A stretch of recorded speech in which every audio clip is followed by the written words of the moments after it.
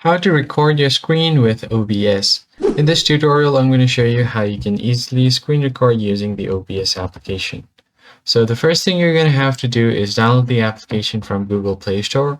Just go ahead and open it up, search for OBS, and then download it for Windows. Once you download it, just open the application and it should open your OBS. So as you guys can see here, I'm currently using OBS itself to record this current video. So I'm going to show you guys a few things that you can do. All right, obviously you have your start and stop button right here, and then you have your other settings that you can access. But the main thing you need to focus on is the sources. So I have my display capture turned on, which means that it's going to completely capture my entire display. So if you want to add other windows, like you could add application capture, audio output capture, just a browser, display capture, game capture, image, and many more. So if you just select a window capture, it can only select a specific window if you want. So you can select a window.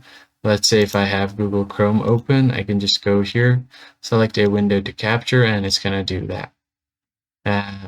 Currently, I'm not going to do that, so let me just go ahead and quickly delete this.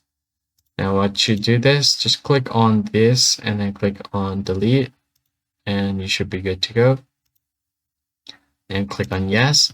Next, you have your audio inputs. So I'm currently using this microphone, and this slider right here adjusts the volume of the audio. And this is the desktop audio, so I've currently muted the desktop audio. If something plays on the background, it's going to record that audio as well, but I'm currently muting it.